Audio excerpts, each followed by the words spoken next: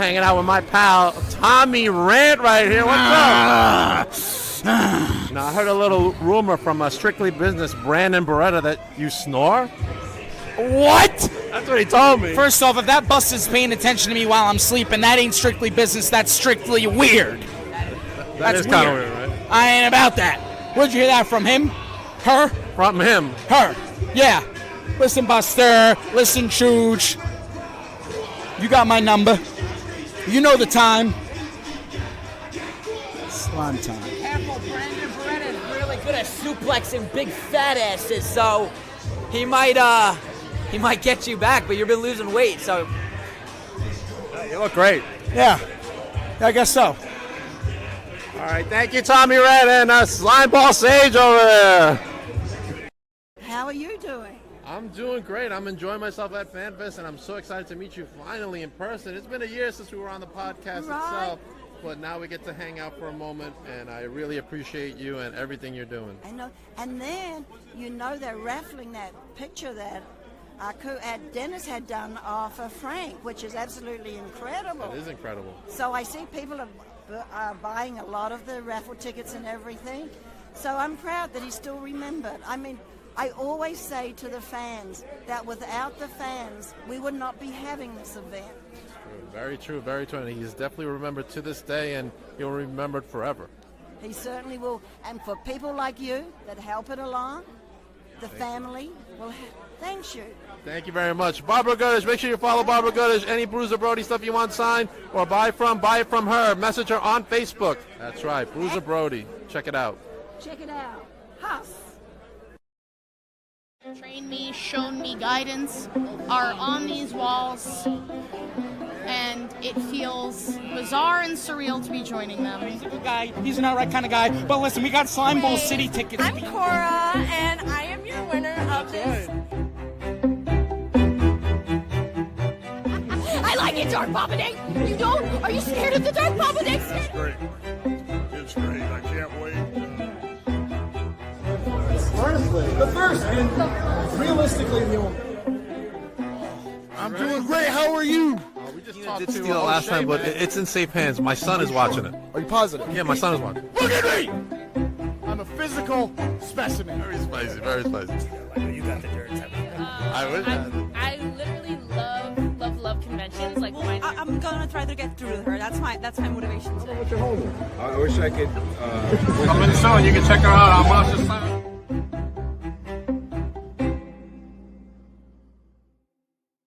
Welcome, everybody, to Beyond the Barricade. We are starting off Titan Week very, very extreme, if you want to, call it that.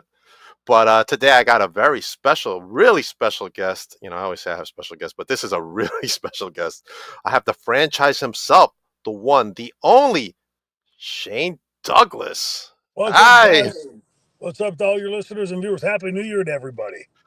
Happy New Year to you, Shane. And hopefully it's not as cold as it is right here in New York, where you are. It's the cold never used to bother me, but after like 20, 30 years in the wrestling business, it hurts now. It aches, but yeah, it's all good. It's all good. I live by the adage: if I opened my eyeballs this morning, is a good day. It is a good day when your eyeballs. I'm 52 myself, so Ooh. I'm up there as well. All right. So you're 13 years. Yeah, 13 years older than me. How'd you pass me? I don't know. How did I pass you? All right. Now you got a big weekend over here up in the Northeast. First of all, you have a big signing coming up on Saturday, July 11th at the Wrestling Collector Store. Yourself and Baba Thunder as well. Yeah. Commander Aziz right there. And we'll be selling these great pictures, one of many of you, this Saturday. Yeah. They got some good stuff, some good. It's sad that in this day and age that with things as they are, that it's for the collectors out there. It's good for them to come and get the actual thing, watch you sign it, because unfortunately there's a lot of people out there that try to get a little bit cute and forge stuff or whatever. So I always love meeting the fans. And it's go figure. There's some real real buttheads in the world. But yeah, come on out on Saturday. We're having a great time. Oh man, it's gonna be an awesome time. And then after that, you will be at Titan Championship Wrestling presents Monsoon, the 5-year anniversary, where you're going up against Big Jeff Noyes. And what are your thoughts going into this match for that Funhouse Championship? Yeah, look, it's already lining up the lidocaine patches and the the Bengay. Look, I still have a great time. My litmus test in coming out of semi-retirement was that as long as I'm having fun, and the problem is I'm always going to love this business. But working in companies like Titan, what I love about it is there's nobody there because they're getting rich. They got a big $1 million contract. They're there because they want to be like I was a long time ago, a kid that wants to be in wrestling. They want to learn the craft. They want to get into the sport. And I've never considered myself to be an entertainer. I've always considered myself first and foremost as an athlete and a professional wrestler. And Titan's that kind of company that, first of all, being around for 5 years, congratulations. That's a hard benchmark to meet and get over. Uh, but I'm looking forward to I hope the fans out there, when they're sitting in the audience, understand what an adrenaline rush it is to us to be in that ring and getting that feedback.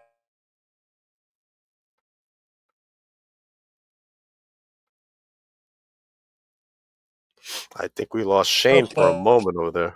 I think we lost you for a moment. Am I back? Everything seemed clear here on me. Where'd you lose me? People Can you sitting in hear the me? audience. Yeah, I can hear you. People sitting in the audience. Okay. Yeah. The people in the audience, I hope they realize, that when they're getting into the matches and getting, you know,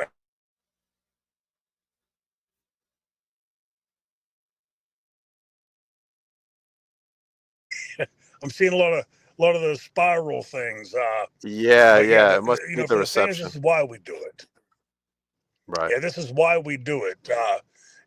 Is the fans, and the fans always come up and they'll give you, I've reached that point where I'm either dead and in purgatory somewhere. They'll come up and they'll say, hey, thank you for what you've done. Thank you for entertaining us.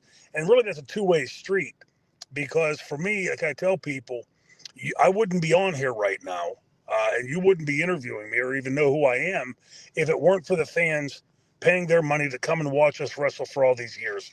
Right. And so for me, this every day, like I jokingly say, when I open my eyes, it's a good day.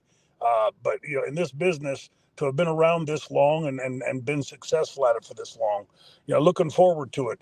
Ain't looking forward to being in the ring with a guy that size. And let's face it, I'm no spring chicken, but I do have a lot of tricks up my sleeve. So we can I'm sure you have a good do. time on Saturday. That's awesome. I wanted to start off with some NWA history, but I think I want to ask, what is your favorite figure that they've ever made of you? There's really the first one, and that sounds sort of crazy, I guess, because ECW was still at that point where we were still making a considerable chunk of money, probably 75% of our money on the independents. Hmm. ECW hadn't yet really hit its stride. This was like 94ish, and Right. but to see an actual figure of yourself, to me was pretty damn cool. It's a comical story about that with my boys. They have long since outgrown it, but back when they were kids, they'd always have their friends over here on the doorstep and playing. And I noticed something pretty quickly. Dad always did the job. you know, I never Right. want to match with my kids working with the action figures, but it's all good, man. It really is. It's good time. Pretty cool to watch and see. But I'll say this: there's the new one coming out. It may be out. I've seen Ooh. about 6 months ago. We Mhm. we saw the prototypes. Francine and I at WrestleCon. Okay. They had in Philadelphia. They had the figures, and what really blows me away is the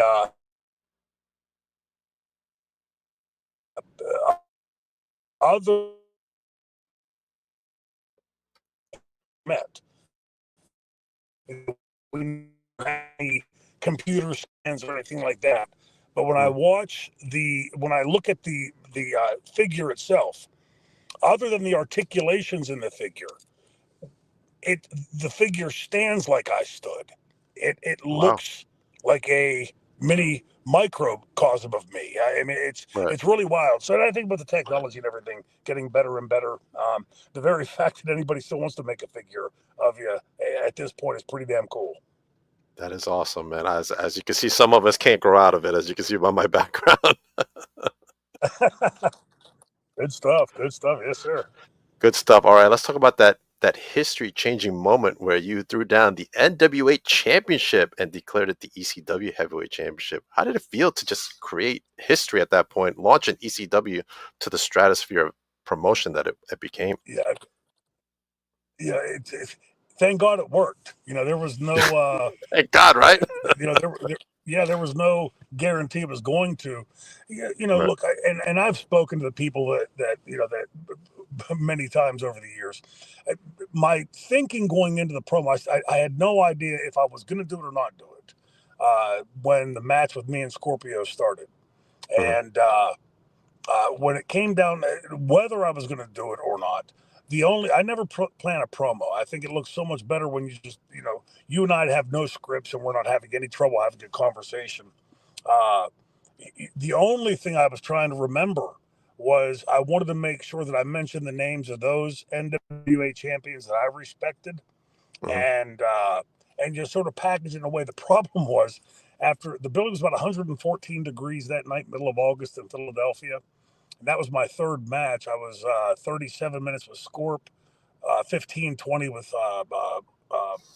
D. Malenko and Taz each. I was blown sky high, and my brain just went completely blank. And to me, when everybody gives me, the props for the promo, the fans made the promo. It wasn't a promo; it was a conversation. Because when I went blank, they started throwing names in. And Right. that, of course, got me back on track. Uh, what I said in the promo pretty much stood for itself. You know, the NWA by then was gone. It had been gone. And, it was a question of do we, as part of the NWA, does Eastern Championship Wrestling, the little train that could, do we hitch up the NWA to us and try to pull them along with us, or do we Right. go our own separate way? And where I start by saying, "Here we go, Dad." The reason I said that was not a planned line. My dad had died a year and a day earlier, the year and one day earlier in '93, and for the first time in my life, it suddenly all crystallized to me. My dad used, World War II generation.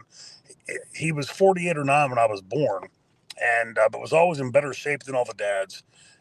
He was a man's man. I mean, the older I get, and I look and ponder over what he experienced in his life, and I think, my God, I could you. I mean, for a second, for any of your listeners out there, could you Right. imagine an army of people right over there shooting at you and dropping bombs on you and trying to kill you?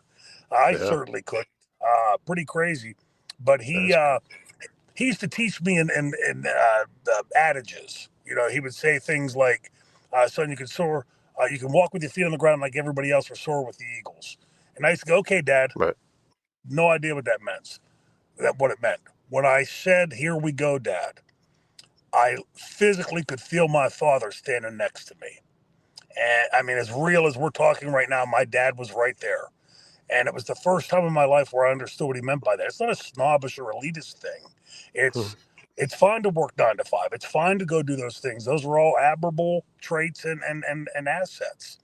But to possibly swing for the fence and maybe, just maybe, hit that grand slam. It was the first time it crystallized in my head. And thank God for ECW did that. I am incredibly proud of the fact that what we did make history, that it goes down as one of the top 5 times in wrestling history, which blows my mind. Uh, we I think en masse, what we did in ECW was we gave the business a real shot in the ass. It needed changing. It needed some uh, some vim, vigor, and some kick in the ass. And I think we did that for those 7 years that we were in. Again, I think the business by itself today needs that again. My son called me earlier and said, "Did I hear about the Netflix debut?" And the article that he read to me was talking about the number of viewers that they had, and I was blown away by that because I thought that's all they were able to manage pulling in worldwide out of 8 point something billion people. Mhm. 1.3 million is a drop in the bucket. So, yeah, but that's a whole different discussion. All right. That is a different discussion. What are your thoughts on the NWA as it's going on right now? To be honest with you, I don't see much of it. I don't, I, I don't do a whole lot of stuff on the computer. When I have to, I get on. But really, I don't have the time to do it. I don't know how people do it. I get Especially it. with the Time is holidays and precious. everything. Yeah, I mean, you're a father. As this time of year, uh, prepping for Christmas and New Year's, and doing all the things, the gazillion things that need done. How in the world just getting that done was hard enough, let alone saying, okay, I'm going to stop and sit down and pay attention. What I can say about the NWA is I've seen very little of it. And when I see after this length of time, they're still only available on YouTube. Um, and running a show here, running a show there. Right. This is a very expensive business, and to do it at that level requires an awful lot of input and a lot of time, a lot of money, and honestly, a lot of talent. And so, what Billy Corgan is attempting to do ain't easy, but it's admirable. I want to see everybody, WWE included, get red hot, because when it gets red hot, like the old saying, the rising tide rises all ships. The boys Right. make out, the fans make out because they get lot more product, a lot better product. Where the business has been residing in the last several years, I'm not really a big fan of. I think there's a whole lot of pieces that are still missing in the puzzle. And until, for all the ears that are out there listening, until somebody forces the kids to up their game, to learn the craft. And what I mean by that is, I'm sure in my career, you remember all those backflips I did. Zero in my career. Right. Uh, uh, there was a unwritten rule that if you went out and copied something that had already happened in an earlier match, you were catching almighty hell, maybe getting fired. Just all these little things that go into our business that I'm such a fan of. I, the optimist in me, wonders what these kids could create with this amazing athleticism that they have, because these kids are all off the scale athletically. But just going out there, you never saw me one time in my career, either when it was being called to me or when I became the lead and would call the match. Did I ever go out there and just vomit up every move I knew and just did them again if I had to? There's a texture to what we do. There's a multitude of nuances of what we do. And when done properly, when you see the greats do it, the Harley Races, the Bruno Sammartinos, the Ricky Steamboats, the Funks and Flairs, you go on down the list of Dusty Rhodeses, when you watch them do it, it's like watching a lady being literally cut in half for real and then put back together. It's elegant. And when it's done properly, man, it's like fish on hook. You can't turn your eyeballs from it. I miss that, but I remain optimistic that the kids in the business today will get it sooner or later. And when they do, with that athleticism they have, blow the roof off the places. All right. Awesome. We got some words from the Titans CEO, Billy Fetsky, right here. Shane Douglas was on Titans' debut event on January 11th, 2020. 5 years later to the date, Shane Douglas at Titan Championship Wrestling presents Monsoon, the 5 year anniversary. Wow. Amazing, That's right? awesome. 5 years. 5 years, man. Yeah, that ain't easy to do in this business, as you know. Not at I all. mean, yeah, There's no money in the independent scene. no, it's rough. And just a little sidebar to that, like here in Pittsburgh, for any of the politicians out there listening, Pittsburgh proper, inside the Pittsburgh city limits, they have a 10% amusement tax off the gross. Well, as you Oh, just wow. said, a wrestling company making a profit is a rarity. It is. When they do make a profit, 10% is about the max. I'm sure WWE and those bigger entities can make more than that, but Right. but it ain't a ton more. And So if people are wondering why Pittsburgh, the home of Bruno Sammartino and Dominic DeNucci and Larry Zbyszko and Kurt Angle and Shane Douglas, has so few wrestling matches, that's why. It's just not you can't make it profitable. Yeah, I kind of wondered that recently. So I know a promotion working out there, and I was wondering, why is there not a lot of promotions? They were telling me, "Oh, this is untapped potential." Now I know why. Yeah. They Well, get charged 10%. my friends around here always ask, "Hey, when are you going to be wrestling in Pittsburgh?" And I said, "Probably never." I mean, it's until somebody brings it. But it also, like, and this isn't just to give an gratuitous slap on our back. But when ECW ran the pay-per-view in '97, November to Remember, Me versus Bam Bam, at Mhm, the CCBC Golden Dome, it is as close to the Pittsburgh airport as Pittsburgh proper is. 5,000 free parking spots, accessible by two major highways, all sorts of brand new hotels in the area because of the fracking plant that was just mhm. built. And so the fact that there has been nothing in that building since ECW's pay per view in '97. Uh, and I don't just mean wrestling. When I was growing up, I remember my mother going there to watch Engelbert Humperdinck play. I saw Oh, wow. Metallica when they were just brand new in the business play there. Mhm. It's a phenomenal, what would be called in the business, a B tier outlet. But it could be, I would think, very easily made into an A tier. It's amenable to 5,000 plus people, has all those parking spaces and all the other things I just mentioned, and yet nothing else in there. That a little footnote on that weekend on the pay per view. I had gone to the director of recreation and tourism here in my home county, Beaver County. Mhm. We were going to give the first 90 seconds to them. We would produce the commercial for them, but we would, going to give it, like, remember how WWE used to do. Here we are in historic Beaver County, Pennsylvania, home of this Right. and home of that. And the guy said to me, I don't really know what we do with that. I said, I'm giving you a commercial that's going to be beamed worldwide for 90 seconds for free. And you don't know what you do with that. And you're the Yeah. director of recreation and tourism. Yikes. Wow. That's Yeah. terrible. Yeah. Yeah. Crazy, right? So, That is very crazy. All right, what was your most memorable feud in ECW? oh, people ask me, these are so tough because the thing about ECW when I look back at it is there's two things that stick out. What an amazingly talented unknown dressing room initially, right? If in 1993 somebody had come to you and said, "Hey, we're going to start a new wrestling company, and these are going to be we're going to Terry Funk, who was 53 at the time, and pretty much retired from the business. He's going to be our lead babyface, and then Shane Douglas, that middle of the card white meat babyface, is going to be our lead heel.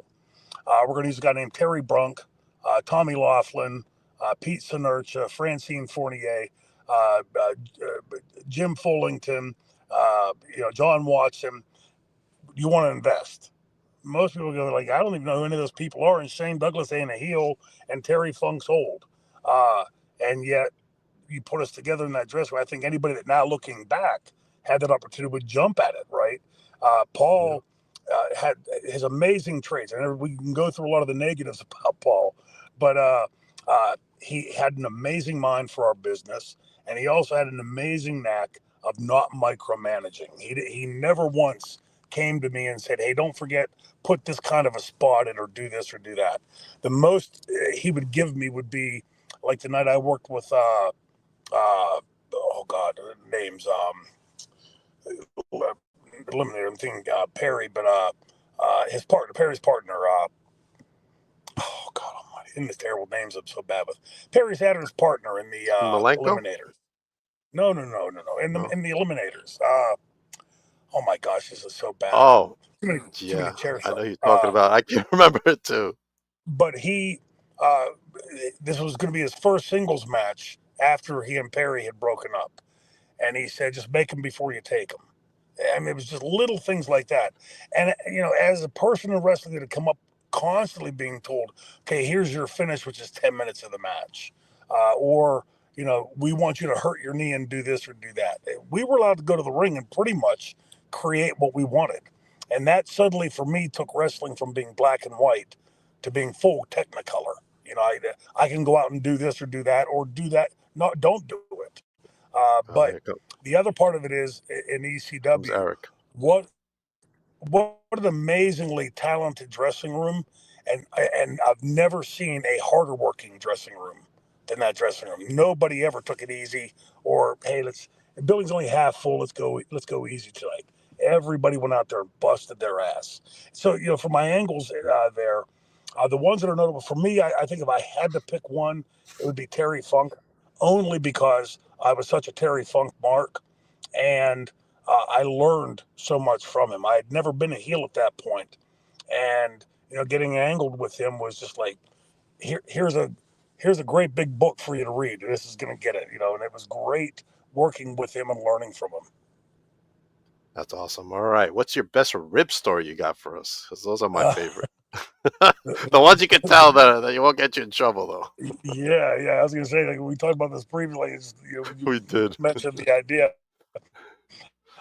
Um, for us, for the fans out there to understand, like when you hear the word ribbing, you got stiff ribbers in the business. The guys that would crap in your bag or cut your clothes up or something. I was always more the guy like to like get a chuckle, because just amusing Uh-huh. myself. And we had one time switched out bags.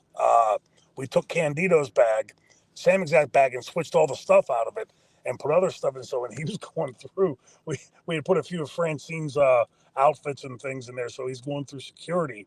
And the band, when you you go through and you make a couple comments that they're going to check your bags, right? And they Right. check his bags. The look on Candido's face is as they're pulling out the little lacy underwear and bras and things. That's a Just great one. I those kind of love it. things that we would just, yeah, just be. If you knew Candido, you could perfectly see his face and the way he'd play off that, right?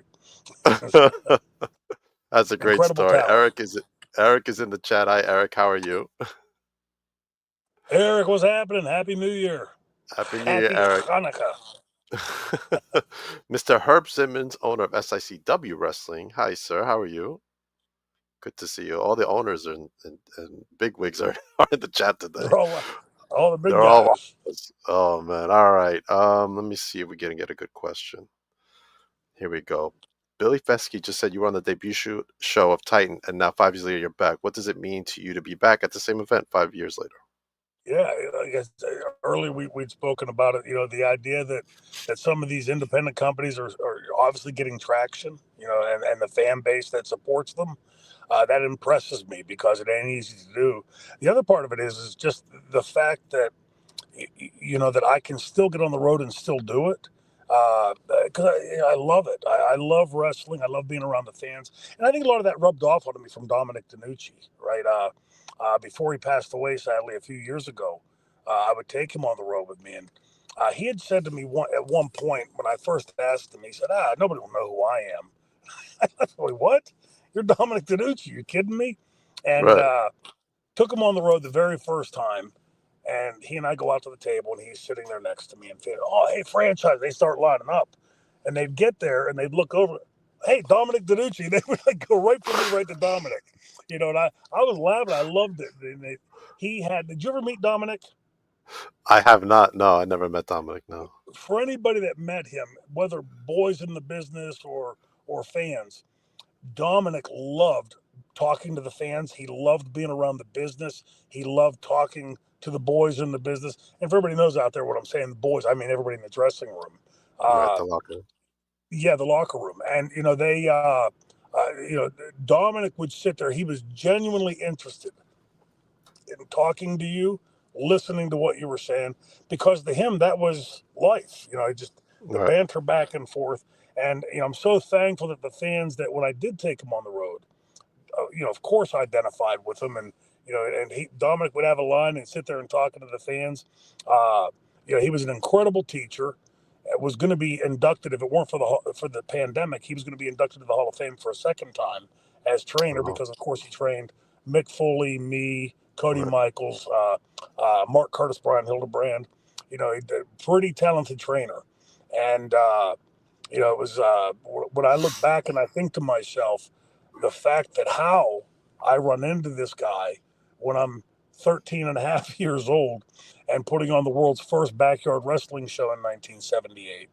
And then training with him and becoming friends with him and, just being in a car with him. You can't imagine driving for 6, 7, 8 hours, just bantering back and forth about the business, how much you could pick up from that. Because this Right. guy's one of the stars of the previous generation. And, people always ask me the silly question, "Hey, who would be on your Mount Rushmore with you?" I said, "Well, first of all, I wouldn't be there. There's about 55 or 65 guys that I could probably name before me, and probably a lot more than that.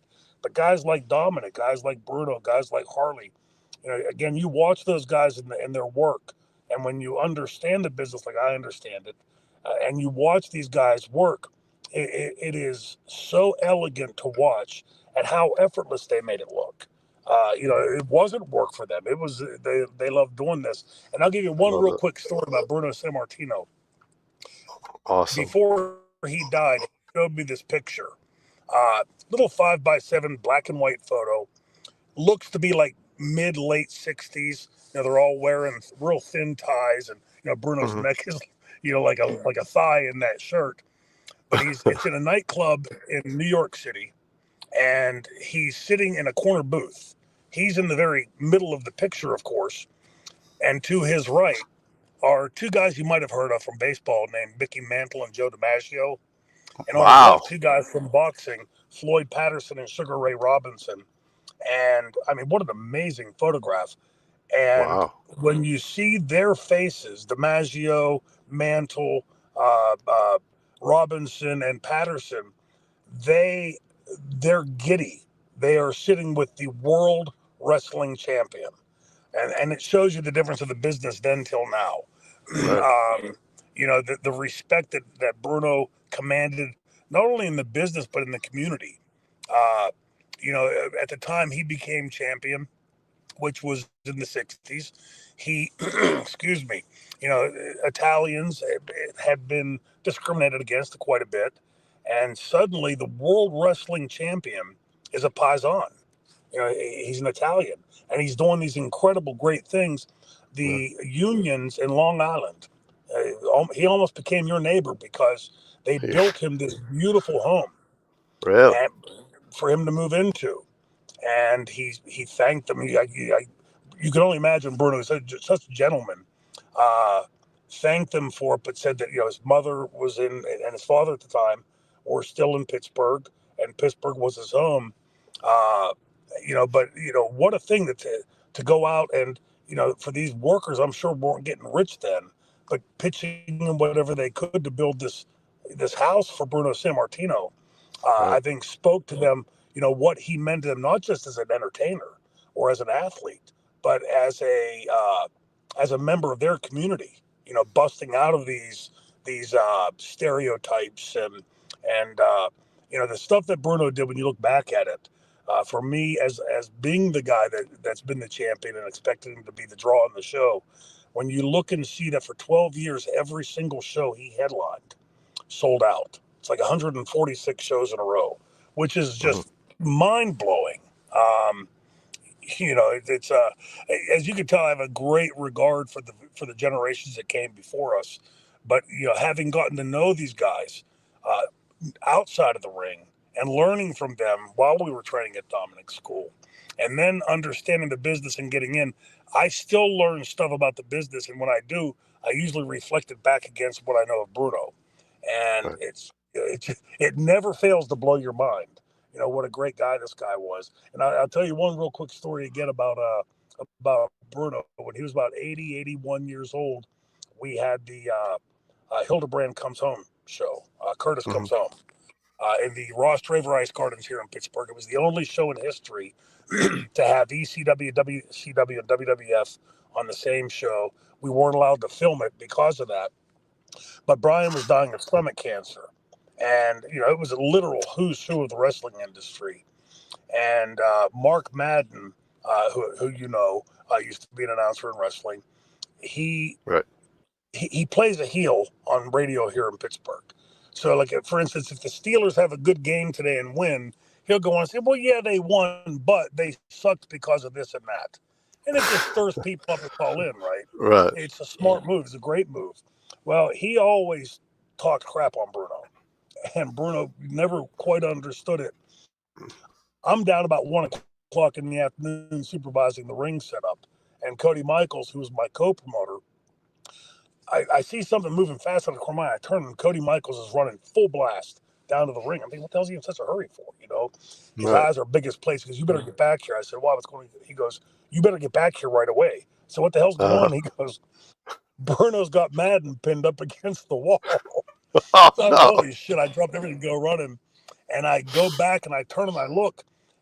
Now Mark Madden probably was 6 inches taller than him. Uh-huh. Probably weighed 2.5 times what he weighed at the time.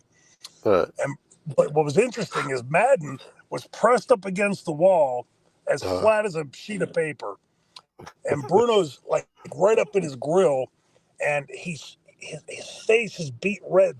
There's veins popping out of his forehead and out of his neck, and but there wasn't a hair on Bruno's body touching Madden. It's like there was a force field between them, Uh, and Madden's going, and Bruno's going, you don't even know me, and why do you say things like this? And I had never seen in my entire life somebody get that mad and not throw a couple f bombs, right? So I said, right, "Come on, right. Bruno, let one fucking f bomb fly." And he turned, looked at me, and Madden took off running. And it took about 10 seconds, and Bruno started like giggling to himself, the absurdity of that. But so Mark Madden, you owe me. I saved you from the living legend. You saved his butt. And now Herb Simmons says, "Great guy, Dominic. Loved it when he was in St. Louis." Oh wow, yeah, it goes back, man. Saint. Yeah, incredible guy. You know, Dominic, after 70 years of living here, still couldn't speak English very well. And I said to him one day, I said, "Come on, man, you've been here longer than I've been alive. You still can't speak English." You know? But he was, yeah, just a amazing head for the business. What a great athlete. He had actually once he had emigrated uh, after World War II because he from Italy. He couldn't emigrate directly to America because they were part of the Right. Axis powers. So he had emigrated. He had the choice of Argentina, Canada, or Australia, and he of course picked Canada. And we were driving across I-80 one day, coming home from an event, and nothing. We're not even talking. We're just driving, and he blurts out. I may have the date wrong, but it was like February 7th, 1951. I said, "What?" He goes, "It was a Friday." I started laughing. He goes, "What?" I said, "Come on, you made that last part up, right?" He goes, "What?" I said, "How the hell would you remember the day of the week, what day it was 70 years later?" And he got real quiet, like solemn looking, serious. And he looked at me and he said, "Because," he said, "you remembered it because getting to Canada was one step closer to getting to America." And he gave a long pause and he got a tear in his eye. And he said, "And coming to America was like going to heaven." And I remember thinking to Wow. myself, wow, there's a lot of people that like to jump on this America ain't a great country and all that stuff. Right. Nobody ever said perfect. But as somebody who's traveled the world, I can honestly tell you there's a lot of great places out there. There's no place like here. And to hear it come from a first generation immigrant like that and Right. say it in that way, I think sometimes people need to take stock of what we have, and and realize again nobody's saying perfect, but it's a lot closer to perfect than any other country I'm aware of. Yeah, 100%. Herb says he worked Professor Tora Tanaka in a feud with Brody and Nikolai Volkov were feuding. Okay. Yeah. He, Brody. How big a guy Brody was, right? I mean, he was a big Yeah. man, 6'1", 6'5", six Huge. six. Dominic was Right. about 6'2", maybe 6'3" ish. But by the time we were training with Dominic, he was well into his 50s. Um, but you go back, he had pictures at his house of him with his wife Janine, who was a beautiful woman. And I used to say, like, "Damn, dude, like you were a good looking man." He looked like a Latin movie star. He Uh-huh. really did, and as beautiful as she was. But he always said, like with Frank Brody, He said, "Oh, you like to get stiff," and he goes, "Because Dominic had a lot of ways. Dominic had a great. I started telling you that once he emigrated to Canada, he had actually earned a spot on the Olympic team. And back then, you had to pay your own way, and he couldn't pay his way, so he didn't get to go to the Olympics. But he had an extensive amateur background. He used to do this thing where he would say, "If you can turn me over from referee's position, I'll train you Mhm. for free." And we had gone. He had taken us to Italy and to Rome in 1988. It was my first foreign trip, and we had a show at the Olympic Auditorium, which is where he'd had his first pro match.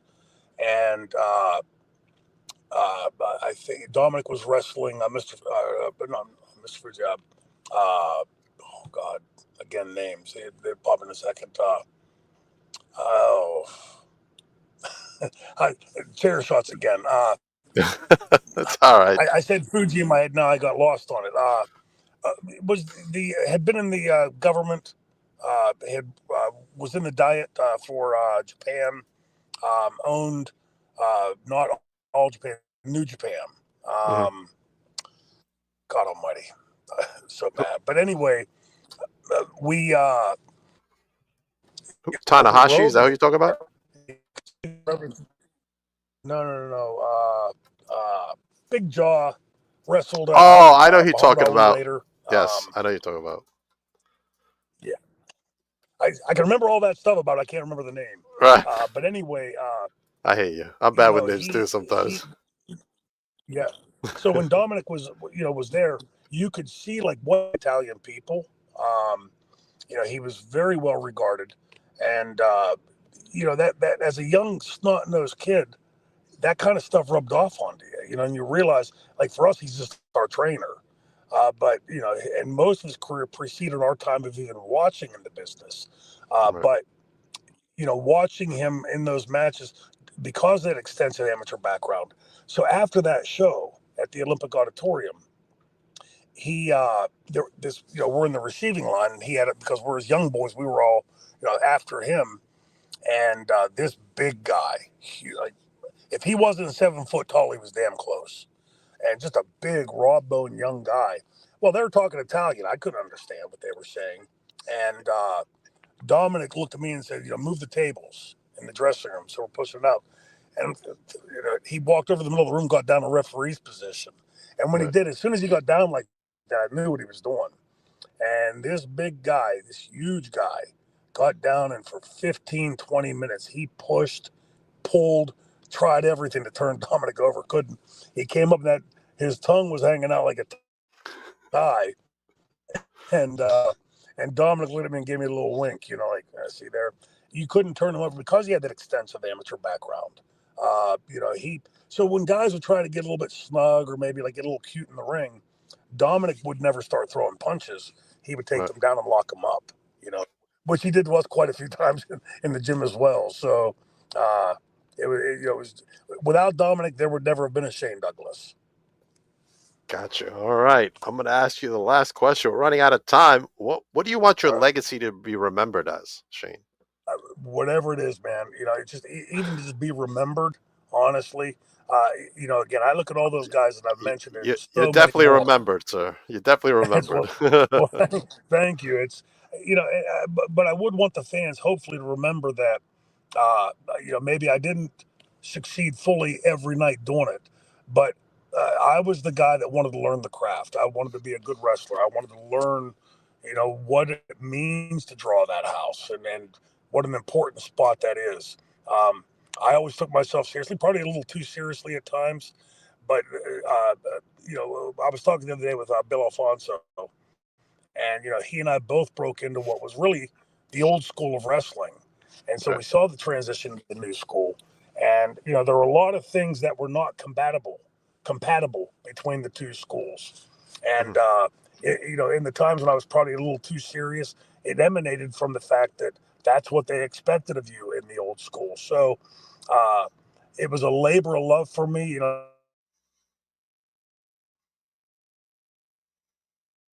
think we lost him.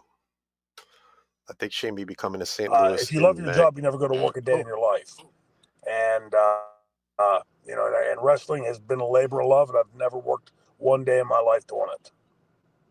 All right. Shane Douglas, thank you for joining me tonight on the podcast. I keep seeing that swirly thing again. I know it's the reception, Now but thank you for you. coming on tonight. It's been an honor and a privilege to have you on. You there? Yeah, I'm here. Can you hear me? Yeah, I got you now. I was seeing those swirly things on me and then you. So Right. It's the reception, but it's been an honor and a privilege to have you on tonight. Thank you very much for coming on. Now, don't forget, appreciate it. everybody Looking can forward to catch. Saturday. Yes, looking forward to Saturday. Of course, it's Science Championship Wrestling presents Monsoon, the 5-year anniversary. Let's get that out of the way. I will be presenting special awards for the 5-year Achievement Awards for Monster Mac over there and Anthony Gangone. Hope he doesn't attack me. And Magic over there. Good And I'll stuff. be on hand for the celebration. But before that, you catch Shane and Baba Thunder, Captain Commander Aziz, at the Wrestling Collector Store. So they will be signing autographs and doing that meet and greet where you can get one of many Shane Douglas pictures, and maybe some belts will come your way. You can sign some belts for people. Absolutely. But bring the memorabilia out. Come out and have some questions for me. I love talking with the fans. Looking forward to it. Yes, make sure you have questions for Shane. He'll be there. He'll be at both events, and want to also promote Eric's next event he has in March. Big event. He's bringing Vampiro. So make sure you get your tickets for big event and go check out Vampiro from ESS Promotions. Of course, my good buddy Herb Simmons has FanFest 3 coming up in St. Louis, where I will be in attendance. Shane and maybe Shane Douglas will be there as well. Yeah. Give me a call. I'd love to. Maybe. I think Herb said that someone is going to be contacting you. Something. Look, I think Shane may be coming to St. Louis in May. There you go. I love St. Louis. St. Louis is a great city. Oh, it is a great city. I went to the last FanFest, had such a great time. But make sure you go to SICW to get your tickets for the next one in May. I'll be there, and hopefully Shane will be there as well. But this Saturday, we'll all be at Monsoon for Titan Championship Wrestling. Thank you for coming on, Shane. Make sure everybody follows Shane Douglas. Shane, where can everybody follow you at? Well, it's pretty much at Appalachian Championship Wrestling.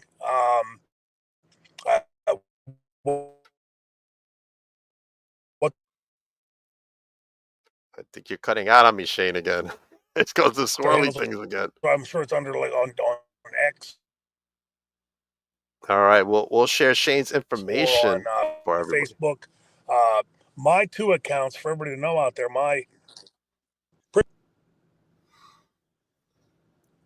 You You got good? me yet? Yeah, you're back. We have you. Okay. We It's have like you on, the bud. old days, right? Like The dial up, yeah, the dial up, yeah. waiting for. So, I'll see you guys Saturday, man. Appreciate you having me on. I'll see you Saturday. Shane, just hold on for a second. I'll be back with Big Jeff Noise coming up soon, and I'll be on hand also to film my vlog at Titan Championship Wrestling presents Monsoon. Get your tickets. See you back in a few.